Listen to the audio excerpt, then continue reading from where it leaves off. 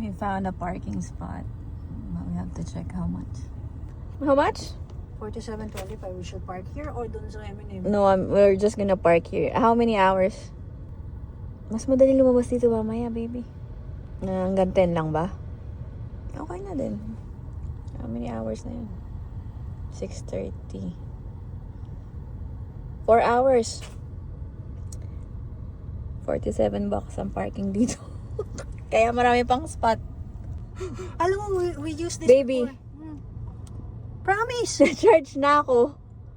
I don't You're the know. one trying to pay and reserve it. Bakit nasa card ko? I'm trying to reduce the hours though.